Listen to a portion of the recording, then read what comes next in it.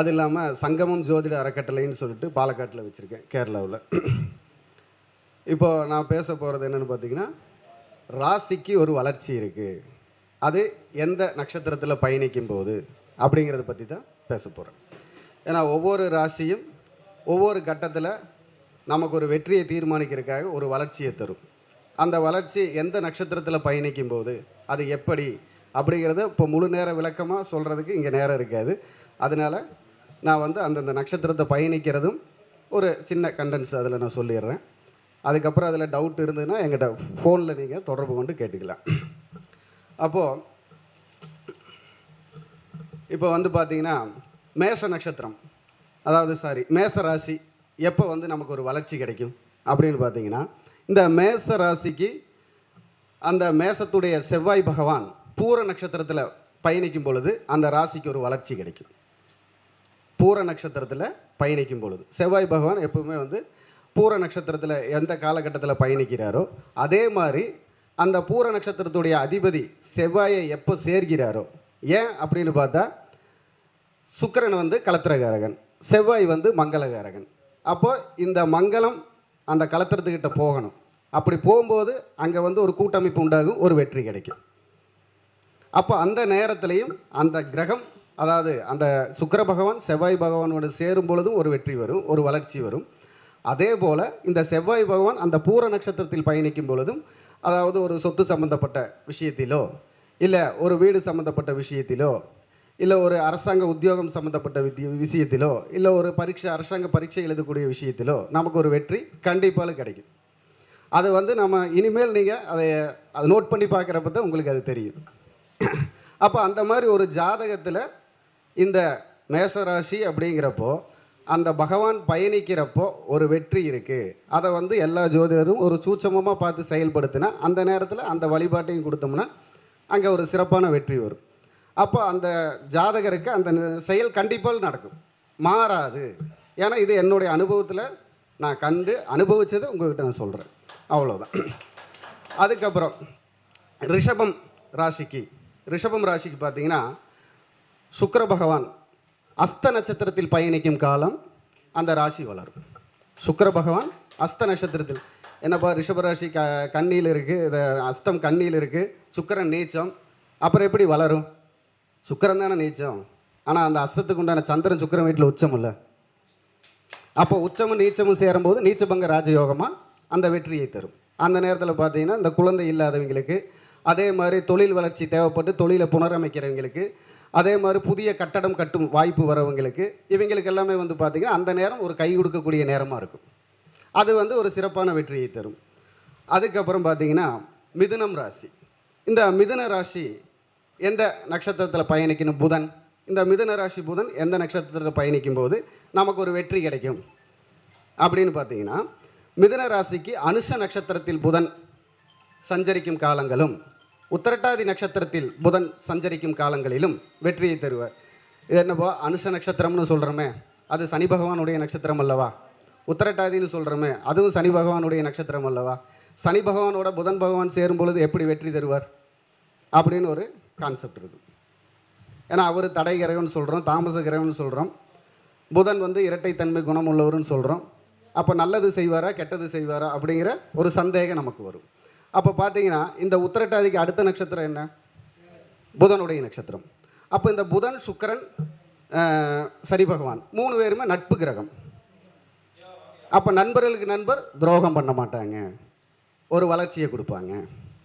அதனால் புதன் பகவான் எப்போ உத்திரட்டாதி நட்சத்திரத்திலும் அனுச நட்சத்திரத்திலும் பயணிக்கிறாரோ அப்போல்லாம் மிதுன ராசிக்கு வெற்றியான காலங்களாக இருக்கும். அதுக்கடுத்தது சிம்ம ராசி, அதாவது கடகராசிக்கு சந்திரன் எங்கே பயணிக்கும் பொழுது ஒரு வருமானத்தை தருவார், ஒரு இணைவை தருவார், ஒரு முயற்சியில் வெற்றியை தருவார் அப்படின்னு பார்த்தீங்கன்னா, இந்த சந்திரன் மட்டும் நமக்கு 2 நாளைக்கு ஒருக்கா கடக்கக்கூடிய கிரகமாக இருக்கார். அப்போ பார்த்தீங்கன்னா அவர் இந்த பூராட நட்சத்திரத்தில் வர்ற அன்னைக்கெல்லாம் வெற்றியை தருவார். பூராட நட்சத்திரத்தில் பயணிக்கும் போதெல்லாம் ஒரு நன்மையை செய்வார் கடகராசிக்கு. அது ஏன் அப்படிங்கிறதுக்கு ஒரு விஷயம் வேணும்ல. பூராடத்தில் எப்படி சந்திரன் அப்படின்னா, பூராடத்துடைய அதிபதி யார்? சுக்கிரன்.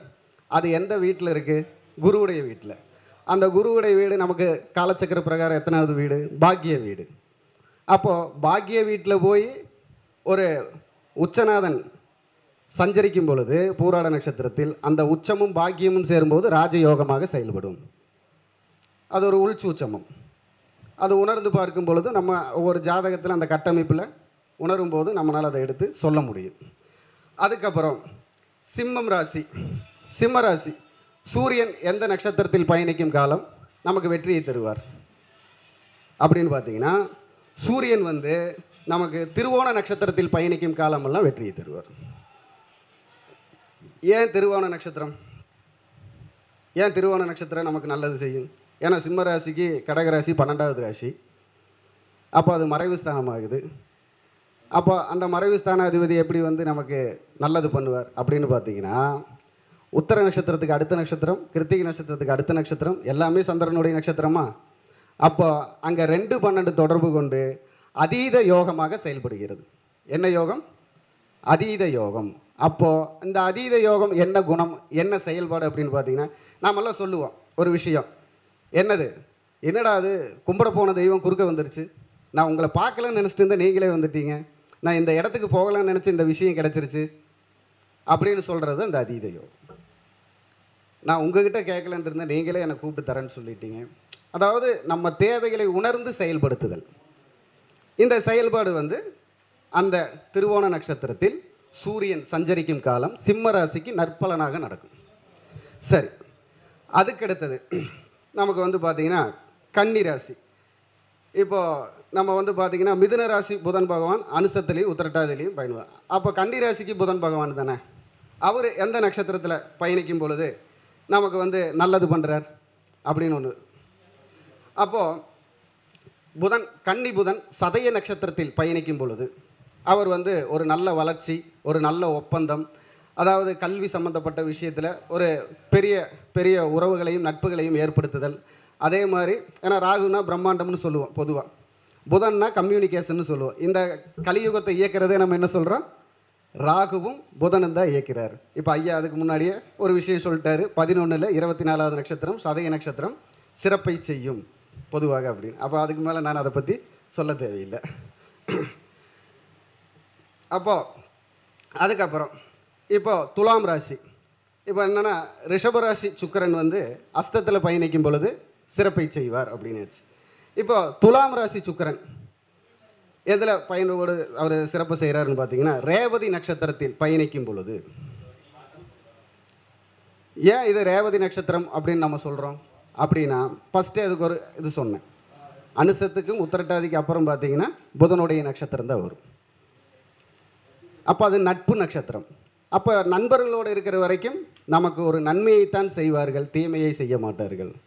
அப்போது இந்த ரேவதி நட்சத்திரம் தான் வந்து பார்த்திங்கன்னா 27வது நட்சத்திரம். அப்போது ஒரு விஷயத்தை முடித்து வெற்றி பெறுவது, அடுத்த கட்டத்துக்கு நாம் செல்வது, அடுத்த நிலைமைக்கு நம்மை தள்ளி விடுவது, இது எல்லாமே வந்து இந்த ரேவதி நட்சத்திரத்தில் சுக்கிரன் சஞ்சரிக்கும் பொழுது நம்ம விஷயத்தில் அது நடக்கும். நம்ம காரியங்கள் ஒவ்வொன்றையும் அது நம்ம உணர்ந்து பார்க்கும் பொழுது, அதாவது யார் உணர்ந்து பார்க்கும் பொழுது அப்படின்னா துலாம் ராசிக்காரங்க. அதே போல் அதுக்கு அடுத்தது விருச்சிக ராசி. இந்த விருச்சிக ராசியில் இருக்கக்கூடிய செவ்வாய், ஏன்னா மேசராசி செவ்வாய் வந்து பூரத்தில் சஞ்சரிக்கும் காலம்னு சொல்லிட்டேன். இப்போ விருச்சிக ராசி அதாவது விருச்சிக ராசியில் இருக்கக்கூடிய செவ்வாய் எந்த நட்சத்திரத்தில் செயல்படும் பொழுது ஒரு வெற்றி, தொழில் வளர்ச்சி, அதாவது நம்ம முயற்சிக்கு கை கொடுக்கும் விஷயங்கள், ஒரு நல்ல நட்பு உறவு தொடங்கிறது, புதிய தாம்பத்திய வாழ்க்கை தொடங்கிறது, அந்த தாம்பத்தியத்தில் இருக்கிற பிரச்சனை தீர்றது அப்படின்னு பார்த்தீங்க அப்படின்னா, கிருத்திகை நட்சத்திரத்தில் பயணிக்கும் பொழுது செவ்வாய் பகவான் கிருத்திகை நட்சத்திரத்தில் பயணிக்கும் காலங்கள் எல்லாம் வந்து பார்த்திங்கன்னா, அதாவது விருச்சிக செவ்வாய், விருச்சிக ராசிக்காரங்களுக்கு விருச்சிக செவ்வாய் கிருத்திகை நட்சத்திரத்தில் பயணிக்கும் காலம். ஏன் இந்த கிருத்திகை நட்சத்திரத்தை சொல்கிறோம் அப்படின்னு நம்ம அதுக்கு ஒரு சின்ன இது சொல்லணும்ல. அப்போ விருச்சிகத்துக்கு 10ஆம் வீடு சிம்ம வீடு, விருச்சிகத்துக்கு அப்போது அது கர்மம், ஜீவனம், தொழில், இந்த 3 விஷயத்தையும் சொல்லும். அப்போ இந்த கிருத்திகை விருச்சிக ராசிக்கே பொதுவாக சூரியன் நல்லா இருந்தால் தான் குடும்பம் நல்லா இருக்குது, அந்த குடும்ப ஜீவிதம் நல்லா இருக்குது. இல்லைன்னா புருஷனை மொட்டாட்டி இருக்காங்கன்னு தான் சொல்ல முடியுமா வழிய சந்தோஷமாக இருக்காங்கன்னு சொல்ல முடியாது. ஏன்னா அந்த ஜீவகாரகனும் கர்மகாரகனும் தொழில்காரகனும் பலமாக இருக்கணும். அப்போ அந்த நேரத்தை பலப்படுத்துறதுக்கு உண்டான ஒரு பரிகாரம் எடுக்கவும், ஒரு பேச்சுவார்த்தை நடத்தவும் இந்த விருச்சிக ராசிக்காரங்க அந்த கிருத்திகை நட்சத்திரத்தை பயன்படுத்தலாம் அப்படின்னு சொல்லலாம். அதுக்கப்புறம் தனுசு ராசி. இப்போது தனுசு ராசிக்கு குரு பகவான் எந்த நட்சத்திரத்தில் பயணிக்கும் காலங்கள் அந்த தனுசு ராசி வளரும், ஒரு வெற்றியை தரும் அப்படின்னு பார்த்தீங்கன்னா, மிருகசீரிட நட்சத்திரத்தில் பயணிக்கும் காலம். மிருகசீரிடத்தில் பயணிக்கும் காலம் அந்த தனுசு ராசிக்கு ஏதாவது ஒரு பிரச்சனையை தீர்த்து கொடுத்துருப்பார். இப்போ ஒரு பணப்பிரச்சனையே இருக்குன்னா, நிறைய பேர் அவரை சுற்றி வளைச்சி கட்டிட்டாங்கன்னா வேறு ஊருக்கு மாற்றி ஒரு துணையை கொடுத்து நீ இந்த இடத்துல வந்துரு, நான் பாதுகாப்பாக பார்த்துக்கிறேன்னு ஒரு சக்தியை கொடுப்பார். ஏன்னா பொதுவாக மிருகசீரிடம் அப்படின்னா செவ்வாயுடைய குணம்னா வீரம், பாதுகாத்தல், அதிகாரம் செய்தல், இதெல்லாமே அவருடைய ஒரு கோட்பாட்டில் இருக்கிற விஷயம். அதில் இந்த குரு பகவான் சஞ்சரிக்கும் காலம், அதே மாதிரி குருவோடு செவ்வாய் கலக்கும் காலம், அந்த நேரத்தில் எல்லாம் பார்த்தீங்கன்னா நமக்கு அவர் அந்த ராசியை வளர்த்து விடுகிறார். அந்த ஒரு பாதிப்பிலிருந்து நம்மை கடந்து வெற்றி தர வைக்கிறார் அப்படின்னு சொல்கிறோம். இன்னொரு விஷயம் என்னென்னு பார்த்தீங்கன்னா குருமங்கள யோகம். குருமங்கள யோகம் குருவாக இருந்தாலும் அவருக்கு மங்களம் கிடைக்கணுன்னா செவ்வாய் சேரணும். தனிப்பட்ட முறையில் இருந்தால் பிரம்மச்சாரின்னு தான் சொல்லுவாங்க இல்லையா? அப்போது அந்த தெய்வீக ஒரு அருளமைப்பை கொடுக்குறது யாருன்னா வாக்குன்னு சொல்லக்கூடிய செவ்வாய். அதில் இந்த மிருகசீட நட்சத்திரம்னு சொல்கிறது நமக்கு பார்த்திங்கன்னா பஞ்சபூதங்களை அடக்க ஆளக்கூடிய 5வது நட்சத்திரமாக வரும் நட்சத்திரத்தில். அப்போது இந்த பஞ்சபூதங்களை எடுத்து உரைத்து சொல்லக்கூடியவர் தான் நமக்கு குரு. அப்போ அந்த குரு அதனால தான் குரு பார்க்க கோடி நன்மைன்னு சொல்கிறோம். அப்போ அந்த கோடி நன்மை அவர் அந்த நேரத்தில் செய்வார். அதே மாதிரி அந்த செவ்வாயோட இணையும் பொழுதெல்லாம் செய்வார். அதுக்கடுத்து நம்ம பார்க்க போகிறது மகரம் ராசி. மகர ராசியுடைய அதிபதி யாருன்னு தெரியும், சனி பகவான்.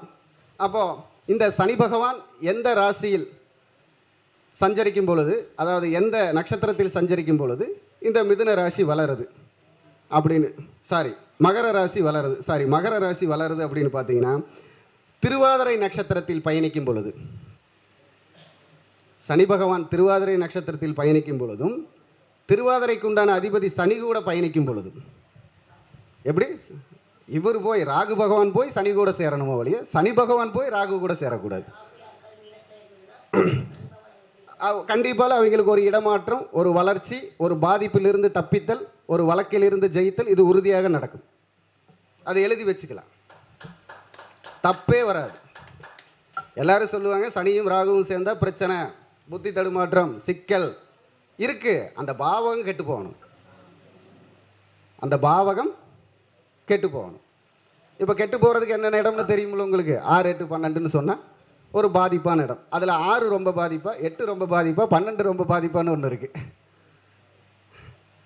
அதில் நமக்கு மிகவும் பாதிப்பான இடமாக எடுத்துக்கொள்ளுதல், சிக்கல், நெருக்கடி, சங்கடம், அவமானம்னு சொல்லக்கூடிய இடமாக எடுத்துக்கொள்வது 8ஆம் இடம் தான். இந்த அவமானத்தில் ஒரு வெகுமானம் தரக்கூடியது 8ஆம் இடம் தான். அது வெகுமானமாக இருக்கும். அந்த நேரத்தில் கொடுக்கக்கூடிய வெகுமானம் எல்லாரும் நம்மளை திரும்பி பார்ப்பது போல் வெகுமானமாக இருக்கும். அதை அந்த சூழ்நிலையில் நடக்கக்கூடிய தசாபுத்திகளுடைய அமைப்பிலே அது செயல்படும். நம்ம பொதுவாக இப்போ ராசிகளுடைய வளர்ச்சியில் பேசுகிறோம். அதுக்கடுத்தது மகர ராசிக்கு சனி பகவான் தான், கும்பராசிக்கு சனி பகவான் தான். இப்போ கும்பராசி சனி பகவானுக்கு யாரப்பா அப்படின்னு கேட்போம். அப்போ கும்பராசி சனி பகவானுக்கு கேது பகவானுடைய நட்சத்திரமான மகன் நட்சத்திரத்தில் சனி பகவான் சஞ்சரிக்கும் காலமோ, கேது பகவான் சனி பகவானோடு சேரும் காலத்திலோ நமக்கு பார்த்திங்கன்னா இந்த கும்பம் ராசி வெற்றி அடையும். ஏன் என்னப்பா சனியும் கேதும் சேர்ந்தாலே தடை பொடி பொடி ஆக்கிடுவாங்க, பயங்கர அந்த இடத்துல ஒரு மிஸ் அண்டர்ஸ்டாண்டிங், குடும்பம்னா பிரச்சனை வரும், நம்ம இந்த மாதிரி சொல்கிறோமே அப்படின்னு எடுத்துக்கலாம். ஏன்னா 5ஆம் இடங்கிறது நம் பூர்வ புண்ணியத்தையும் குலதெய்வத்தையும் சொல்லக்கூடிய இடம். 11ஆம் இடம் என்று சொல்லக்கூடியது கோவில் கோபுரத்தை சொல்லக்கூடிய இடம். நாம் கோவில் கோபுரத்தை ஆன்மீகம் என்று சொல்கிறோம், கடவுள் என்று சொல்கிறோம், ஞானம் என்று சொல்கிறோம். அந்த ஞானத்தை கொடுக்கக்கூடியவன் கேது பகவான். அந்த கேது பகவான் நிலையாக இருந்தால்தான் ஒருவர் பரிகாரம் பலிக்கும். கோவில் போய் செய்யக்கூடிய பரிகாரம் பலிக்கணும்னா குரு நல்லா இருக்க வேண்டாம், செவ்வாய் நல்லா இருக்க வேண்டாம், ஆனால் கேது நல்லா இருக்கணும். இல்லைன்னா கேது சிறப்பான சுபர்களோடு சேர்ந்து இருக்க வேண்டும். தன் எண்ணம், செயலும், சிந்தனையும் ஒரே நேர்கோட்டில் செல்லக்கூடிய நேரத்தில் மட்டும்தான் ஒருவருடைய பரிகாரம் பலிக்கும்.